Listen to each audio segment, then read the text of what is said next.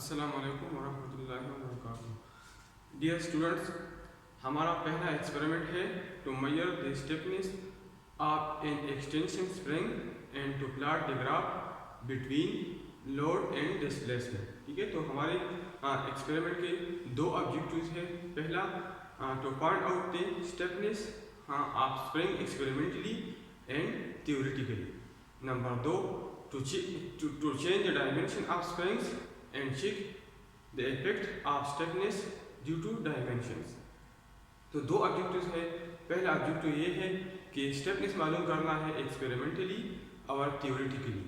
दूसरा ऑब्जेक्टिव है कि अगर हम स्प्रिंग के डायमेंशन चेंज कर ले तो स्टिफनेस पे क्या फ़र्क पड़ता है। ठीक है, तो दो तरीक़ों से हम स्टिफनेस मालूम करेंगे, एक्सपेरिमेंटली और थ्योरेटिकली। थ्योरेटिकली हम चेक कर लेंगे अगर हम डायमेंशन चेंज कर लें तो क्या फ़र्क पड़ता है स्टिफनेस पे। ठीक है, तो एक्सपेरिमेंटली हमें दो वैल्यू मालूम होनी चाहिए, लोड और डिस्प्लेसमेंट। ठीक है, तो हमारे साथ ये एक्सटेंशन स्प्रिंग ऑपरेटर्स है। ठीक है, तो एक्सटेंशन स्प्रिंग ऑपरेटर्स में हम क्या करेंगे, यहाँ हम लोड डालेंगे, यहाँ हमारे साथ स्प्रिंग हम यहाँ लगाएंगे। ठीक है, यहाँ पॉइंटर होगा, पॉइंटर को हम 0 इंच पे सेट करेंगे। ठीक है, 0 मिलीमीटर पे सेट करेंगे। ठीक है, यहाँ हम लोड डालेंगे, तो लोड डालने से हम चेक करेंगे कि कितना एक्सटेंशन आता है, डिस्प्लेसमेंट कितना है। ठीक है, तो पहले हम लोडिंग करेंगे, फिर हम अनलोडिंग करेंगे, फिर हम 0 पे चेक करेंगे, 0 पे सेट करेंगे, फिर 5 न्यूटन लोड डालेंगे, फिर 10 न्यूटन लोड डालेंगे, फिर 15 न्यूटन, 20 न्यूटन, इस तरह हम आगे जाएंगे और फिर हम अनलोडिंग करेंगे। ठीक है, तो हमारे साथ दो किस्म के स्प्रिंग है। एक को हमने स्प्रिंग ए का नाम दिया है और दूसरे को हमने स्प्रिंग बी का नाम दिया है। तो स्प्रिंग ए के लिए भी हम स्टिफनेस मालूम करते हैं और स्प्रिंग बी के लिए भी हम स्टिफनेस मालूम करते हैं। दोनों में फर्क ये है कि स्प्रिंग दोनों की मटेरियल सेम है, फर्क सिर्फ डायमेंशन में है। Number of coils, number of active coils different है, एक में ज़्यादा है दूसरे में कम है और डायमेंशन चेंज है। ठीक है, तो सबसे पहले ये हमारे साथ स्प्रिंग ए है। ठीक है, इसको हमने स्प्रिंग ए का नाम दिया है और इसको हमने स्प्रिंग बी का नाम। ठीक है, इसमें ज़्यादा एक्टिव कॉइल है, इसको हमने स्प्रिंग ए का नाम दिया है और इसको हमने स्प्रिंग बी का नाम दिया है। ठीक है, तो सबसे पहले मैं यहाँ स्प्रिंग ए लगाता हूँ और इसके लिए मैं स्टिफनेस मालूम करता हूँ एक्सपेरिमेंटली। तो यहाँ मैं ये कट करता हूँ।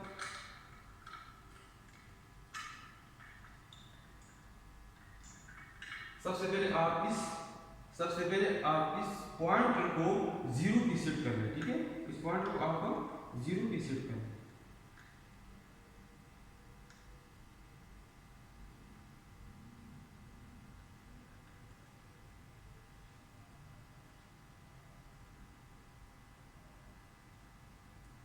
ये पॉइंटर अब 0 पे फिट है। ठीक है, अब मैं डेटा यहाँ से लेता हूँ। ठीक है, यहाँ मैं लोड डालूंगा और यहाँ मैं डिस्प्लेसमेंट या एक्सटेंशन मिलीमीटर में लूँगा। ठीक है, तो 0 के मेरे साथ 0 है। ठीक है, इधर अगर आप लोग टेबल से चेक कर लें। ठीक है, तो 0 लोड, अगर लोड 0 है तो इस पर लोडिंग कंडीशन में एक्सटेंशन हमारे साथ 0 मिलीमीटर है। ठीक है, अब मैं 5 न्यूटन लोड डालता हूँ, इधर मैं 5 न्यूटन लोड डालता हूँ। ठीक है, तो अब भी एक्सटेंशन इसमें 0 है। ठीक है, तो 5 न्यूटन लोड पे हमारे साथ एक्सटेंशन 0 मिलीमीटर है। ठीक है, फर्दर 5 न्यूटन लोड डालता हूँ, इस केस में 10 न्यूटन हो गया। ठीक है, 10 न्यूटन लोड हमने डाल दिया। अगर मैं यहाँ एक्सटेंशन चेक करूँ तो 1 2 3 4 5 6 7 8, ये 8 मिलीमीटर पे आ गई। ठीक है, तो हमारे साथ अगर लोड 10 न्यूटन हो तो हमारे साथ एक्सटेंशन लोडिंग कंडीशन में 8 मिलीमीटर आता है। ठीक है, अब फर्दर मैं 10 न्यूटन लोड डालता हूँ, 15 न्यूटन करता हूँ।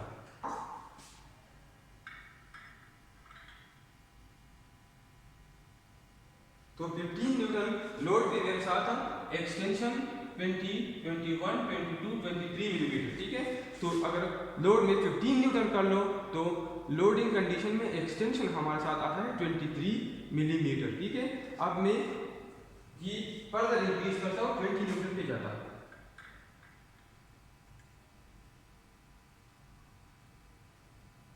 ठीक है, तो इसी कंडीशन में ये 30 मिलीमीटर, 31 32 33 34 35 36 37 38 39 पे आ गया। ठीक है, तो अगर आप 20 न्यूटन पे देख लें तो हमारे साथ लोडिंग कंडीशन में एक्सटेंशन 39 मिलीमीटर आ गया। ठीक है, फर्दर मैं 2 न्यूटन लोड डालता हूँ। ठीक है, तो टोटल कितना हो गया 22 न्यूटन। कितना हो गया? 22 न्यूटन। ठीक है, तो 22 न्यूटन पे मैं चेक करता हूँ, तो ये 40, ये यहाँ तक 40 मिलीमीटर, 41, 42, 43, 44, 45 मिलीमीटर। ठीक है, तो हमारे साथ 22 न्यूटन पे, 22 न्यूटन लोड पे एक्सटेंशन आ गया 45 मिलीमीटर। ठीक है, अब मैं अनलोडिंग कंडीशन में, ठीक है, फर्दर मैं इंक्रीज नहीं करता हूँ, ठीक है, इंक्रीज नहीं कर सकता हूँ, तो मैं अनलोडिंग कंडीशन में अब स्टार्ट लेता हूँ। ठीक है, तो अनलोडिंग में यहाँ से स्टार्ट लेता हूँ 22 न्यूटन पे, तो मेरे साथ 45 मिलीमीटर है। 22 न्यूटन पे मेरे साथ 45 मिलीमीटर है। अब मैं लोड डिक्रीज करता हूँ। ठीक है, 20 न्यूटन से 22 से 20 न्यूटन करता हूँ। ठीक है, अनलोडिंग करता हूँ। 2 न्यूटन मैंने हटा दिया, 2 न्यूटन मैंने हटा दी, तो 20 न्यूटन हो गया। तो 20 न्यूटन पे मेरे साथ 39 मिलीमीटर आता है। ठीक है, कितना आता है?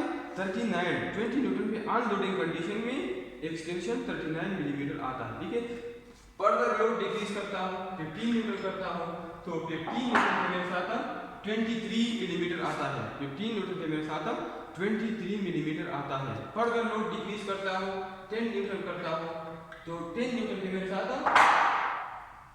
8 मिलीमीटर आता है। तो यहाँ पे मैंने 8 मिलीमीटर लिख दिया 10 न्यूटन। ठीक है, फर्दर लोड डिक्रीज करता हूँ 5 न्यूटन, तो 5 न्यूटन पे मेरे साथ ये 0 पे चला गया। ठीक है, 0 पे चले गए, तो 5 न्यूटन पे मेरे साथ अनलोडिंग कंडीशन में एक्सटेंशन 0 मिलीमीटर है। ठीक है, अगर 5 न्यूटन लोड में चाहता हूँ, तो 0 लोड पे मेरे साथ एक्सटेंशन 0 मिलीमीटर है। ठीक है, तो क्या कर दिया मैंने, लोडिंग कंडीशन में पहला 5 न्यूटन, फिर 10 न्यूटन, फिर 15, फिर 20, 22, इसके सामने मैंने एक्सटेंशन नोट किया। ठीक है, 0, 0, 8, 23, 39, 45, और अनलोडिंग कंडीशन में एक्सटेंशन नोट किया, तो वही आ गया। ठीक है, इसका एवरेज भी सेम आएगा। ठीक है, ये मैंने एवरेज मालूम किया। तो अब हम एक्सपेरिमेंटली स्टेपलेस आसानी से मालूम कर सकते हैं, K = F/A। ठीक है, न्यूटन पर मिलीमीटर। ठीक है, तो इसका कोई रिजल्ट नहीं इसका, क्योंकि हमारे साथ ये 0 है, एक्सटेंशन हमारे साथ 0 है, एक्स एवरेज जो हमारे साथ है ये 0 है, तो इसका कोई रिजल्ट नहीं होगा। ठीक है, तीसरी रीडिंग में हमारे साथ स्टेपलेस आएगा 1.25 न्यूटन पर मिलीमीटर, चौथी कंडीशन में 0.65 न्यूटन पर मिलीमीटर, पांचवी रीडिंग में 0.51 न्यूटन पर मिलीमीटर, और छठी रीडिंग में हमारे साथ 0.45 न्यूटन पर मिलीमीटर आ गया। ठीक है, तो अब हमारे साथ 4 वैल्यूज है, 1, 2, 3, 4, तो इसका हम एवरेज मालूम कर सकते हैं। तो K एवरेज पर स्प्रिंग A, K एवरेज पर स्प्रिंग A = 0.715। ठीक है, तो हमारे साथ एक्सपेरिमेंटली K मालूम हो गया स्प्रिंग A के लिए। ठीक है, इसी तरह हम स्प्रिंग B के लिए भी K मालूम कर सकते हैं। स्प्रिंग इसी तरीके से जिस तरह हमने ये कर दिया, तो हम स्प्रिंग B के लिए, इसका डेटा यहाँ मौजूद है। ठीक है, तो इस तरह हम स्प्रिंग B के लिए भी K मालूम कर सकते हैं। ठीक है, तो स्प्रिंग A मैं यहाँ से हटाता हूँ और इसकी जगह मैं स्प्रिंग B लगाता हूँ। ठीक है, और फिर मैं दोबारा K मालूम करता हूँ।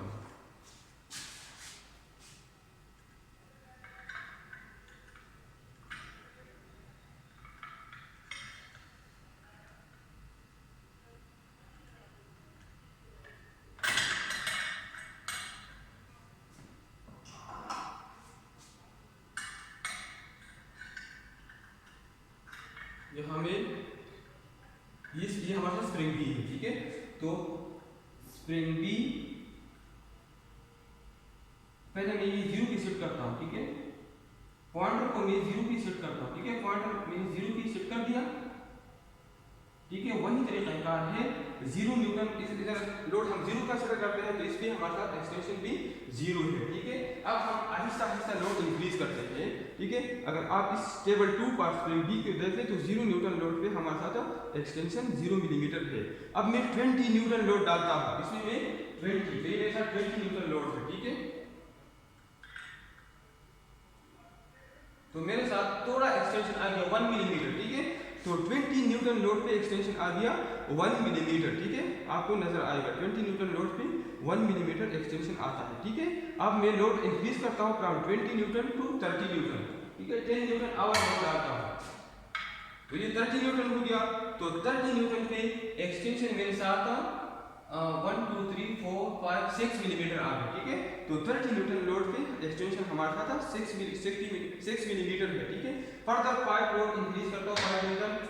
ठीक है, 35 न्यूटन, तो 35 न्यूटन पे मेरे साथ ये 10 है, 11, 12 मिलीमीटर आ गया। ठीक है, ठीक है। 35 न्यूटन पे हमारे साथ एक्सटेंशन 20 मिलीमीटर है, ठीक है। 35 न्यूटन पे एक्सटेंशन 20 मिलीमीटर है, ठीक है। फर्दर लोड इंक्रीज करता हूँ 45 न्यूटन, सॉरी 40 न्यूटन, ठीक है। तो 40 न्यूटन पे हमारे साथ एक्सटेंशन है 18, 20 से 2 डिवीजन कम है 18 मिलीमीटर, ठीक है। तो 40 न्यूटन पे हमारे साथ एक्सटेंशन 18 मिलीमीटर आता है, ठीक है। अब फर्दर लोड इंक्रीज करता हूँ 5 न्यूटन, 45 न्यूटन पे चेक करता हूँ कि एक्सटेंशन कितना आता है, ठीक है। तो 45 न्यूटन पे हमारे साथ 20, 21, 22, 23, 24, 25, ठीक है। तो हमारे साथ 45 न्यूटन पे हमारे साथ एक्सटेंशन आता है 25 मिलीमीटर, ठीक है। अब हम अनलोडिंग कंडीशन में चेक करते हैं, तो अनलोडिंग हम यहाँ से स्टार्ट करते हैं, 45 टू 25 मिलीमीटर है। अब हम 5 न्यूटन लोड हटाते हैं, 5 न्यूटन लोड हटाते हैं और चेक करते हैं कि 40 पे कितना आता है, ठीक है। अगर हम चेक कर लें तो 40 पे 18 मिलीमीटर है, ठीक है। 40 में अनलोडिंग कंडीशन में एक्सटेंशन 18 मिलीमीटर है। फर्दर हम 5 न्यूटन लोड हटाते हैं, फिर चेक करते हैं, ठीक है। तो हमारे साथ इधर हम चेक करते हैं तो ये हमारे साथ है 12 मिलीमीटर, ठीक है। तो हमारे साथ 35 न्यूटन पे हमारे साथ 12 मिलीमीटर है। और फर्दर 5 न्यूटन लोड हटाते हैं और चेक करते हैं कि एक्सटेंशन कितना आता है, ठीक है। तो इसी केस में हमारे साथ एक्सटेंशन है 6 मिलीमीटर, ठीक है। तो 30 न्यूटन पे हमारे साथ एक्सटेंशन है 6 मिलीमीटर, ठीक है। 10 न्यूटन लोड और हटाते हैं, 20 न्यूटन पे चेक करते हैं, तो 20 न्यूटन पे हमारे साथ एक्सटेंशन है 1 मिलीमीटर, ठीक है। 20 न्यूटन पे हमारे साथ एक्सटेंशन अनलोडिंग कंडीशन पे 1 मिलीमीटर है, ठीक है। और अगर 20 न्यूटन लोड हटा लेंगे आखिर वाला, ठीक है, तो हमारे साथ 0 पे आ जाएगा, हमारे साथ 0 पे आ जाएगा। तो 45 0 न्यूटन लोड पे हमारे साथ एक्सटेंशन अनलोडिंग कंडीशन में 0 मिलीमीटर आ गया, ठीक है। तो हमने 0 न्यूटन पे पहले 0 कंसीडर किया, फिर 20 न्यूटन, फिर 30, 35, 45, 45, 40, 45 लोडिंग कंडीशन में एक्सटेंशन नोट किया अनलोडिंग कंडीशन में, और फिर हमने इसका एवरेज मालूम किया। एवरेज मतलब इन दोनों को जमा करें और 2 पे डिवाइड करें, क्योंकि सारी वैल्यू सेम है। इसका मतलब ये है कि हमारे साथ ये एवरेज भी वही वैल्यू आएगा, ठीक है। इसी तरीके से हमने क्या मालूम किया, stiffness K is equal to F by X, unit है न्यूटन पर मिलीमीटर, ठीक है। तो इन X और इस लोड N की वैल्यू से हमने K मालूम कर दिया, ठीक है। तो हमारे साथ 20 Newton per millimetre, 5 Newton per millimetre, 2.91 Newton per millimetre, 2.22 Newton per millimetre और 1.8 न्यूटन पर मिलीमीटर। तो हमारे साथ 5 वैल्यू आ गई। तो इस 5 वैल्यू का एवरेज हमने यहाँ मालूम किया, B इज इक्वल टू 6.38, ठीक है। तो ये हमारे साथ एक्सपेरिमेंटली हमने स्प्रिंग A के लिए K मालूम किया और एक्सपेरिमेंटली हमने स्प्रिंग B के लिए K मालूम किया, ठीक है। अब हम थ्योरेटिकली भी K मालूम कर सकते हैं। थ्योरेटिकली हम स्प्रिंग A और स्प्रिंग B के लिए K मालूम कर सकते हैं। थ्योरेटिकली हमारे साथ इसका फार्मूला है K theoretical is equal to GD4 divide by 8N D cube. G क्या है, shear modulus of rigidity. D small d क्या है, small d dia of wire of spring, ठीक है। N क्या है, नंबर ऑफ एक्टिव कॉइल्स, और D क्या है, mean dia of coil of spring. ये D मीन डाया है और ये स्मॉल d हमारे साथ वायर डायमीटर है, ठीक है। तो ये मीन डाया और ये स्मॉल डाया ऑफ वायर, ये हम वर्नियर कैलिपर की मदद से मालूम करेंगे। G हमारे साथ मॉडुलस ऑफ रिजिडिटी है और G ये मटेरियल हमारे साथ स्टील है, तो स्टील का मॉडुलस ऑफ रिजिडिटी हमारे साथ बराबर है 2.1 multiply by 10⁵ Newton per millimetre पर स्क्वायर मिलीमीटर, ठीक है। 2.1 मल्टीप्लाई बाई 10⁵ न्यूटन पर स्क्वायर मिलीमीटर, ठीक है। जी की वैल्यू है स्टील के लिए, ठीक है। एन हम स्प्रिंग से मालूम करेंगे, नंबर ऑफ एक्टिव कॉइल्स, और डी स्मॉल डी और कैपिटल डी ये हम वर्नियर कैलिपर की मदद से मालूम करेंगे, ठीक है। तो स्प्रिंग ए के लिए हम बी मालूम कर सकते हैं डाया ऑफ वायर, ठीक है। और स्प्रिंग बी की लिए डाया ऑफ वायर मालूम कर सकते हैं,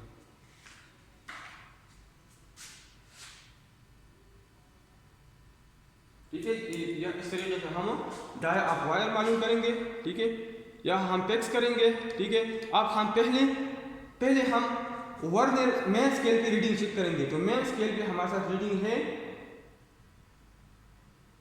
मेन स्केल पे हमारे साथ रीडिंग है 2, ठीक है। दोबारा मैं चेक करता हूँ, ये उधर मैंने लिया भी है डेटा में।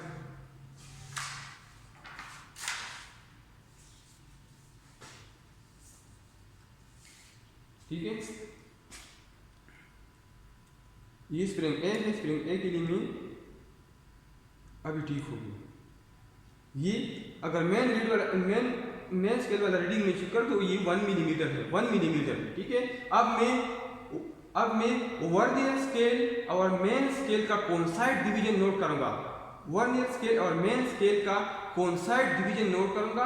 तो मेन स्केल और वर्नियर स्केल का कोइंसाइड डिवीजन 8 है। ठीक है, मेन स्केल के साथ जो वर्नियर का डिवीजन है कोइंसाइड इन 9, तो हमारे साथ 8 है। तो 8 को आप लीस्ट काउंट से मल्टीप्लाई करें और मेन स्केल रीडिंग से ऐड कर लें। ठीक है, तो हमारे साथ लीस्ट काउंट 0.1 मिलीमीटर है, तो 8 मल्टीप्लाई बाई 0.1 मिलीमीटर 0.8 आता है और मेन स्केल रीडिंग 1 मिलीमीटर है, तो 1 प्लस 0.8 हमारे साथ 1.8 मिलीमीटर है। ठीक है, तो हमारे साथ स्प्रिंग ए की लिए डाया वायर डाया हमारे साथ आया है 1.8 मिलीमीटर। किस तरह आया है, ये 1 मिलीमीटर ये मेन स्केल का रीडिंग है, ये 0.8 ये हमने वर्नियर स्केल की मदद से मालूम किया है। किस तरह मालूम किया है कि वर्नियर स्केल का कौन सा डिवीजन मेन स्केल के डिवीजन से इन लाइन है, वो 8 है। तो 8 को आप लीस्ट काउंट से मल्टीप्लाई करें तो लीस्ट काउंट 0.1 मिलीमीटर है, तो 8 मल्टीप्लाई बाई 0.1 मिलीमीटर से 0.8 आता है। जो हम मेन स्केल की रीडिंग से ऐड करते हैं तो 1.8 आता है। ठीक है, इस तरह हम इस फ्रेम का आउटर डाया भी मालूम कर सकते हैं, वर्नियर स्केल की मदद से हम इस फ्रेम का आउटर डाया भी मालूम कर सकते हैं। ठीक है, तो इधर फिक्स कर ले इसको। ठीक है, आप इधर चेक कर ले कि मेन स्केल की रीडिंग क्या है। ठीक है, तो मेन स्केल की रीडिंग हमारे साथ 15 मिलीमीटर है और 15 में आप देख ले कि कौन सा डिवीजन आपका वर्नियर स्केल के साथ वर्नियर स्केल का कौन सा डिवीजन मेन स्केल के साथ कोइंसाइड है, तो 1 है, 1 मिलीमीटर वो इन लाइन है with vernier scale reading.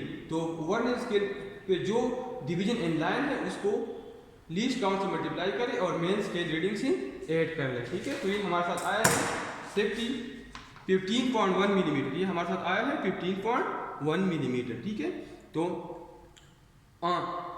15.1 millimetre. ठीक है, 15 मेन स्केल रीडिंग है, 0.1 हमारे साथ वर्नियर स्केल से आया है। किस तरह आया है, वर्नियर स्केल का डिवीजन 1 मेन स्केल की डिवीजन से कोइंसाइड है, तो इस 1 को हमने लीस्ट काउंट से मल्टीप्लाई किया है, अगर इसके साथ ऐड किया है तो 15.1 आ गया है। ठीक है, तो मीन डाया हमारे साथ डाया ऑफ वायर हमारे साथ 1.8, आउटर डाया 15, तो मीन डाया डी, इधर मैंने लिखा ये मीन डायमीटर है, तो मीन डायमीटर हमारे साथ आउटर डाया मनपी डी, तो ये हमारे साथ है 13.3 मिलीमीटर। और नंबर ऑफ एक्टिव कॉइल्स वो हमने काउंट की है, वो स्प्रिंग ए के लिए 74 है और स्प्रिंग बी के लिए 47 है।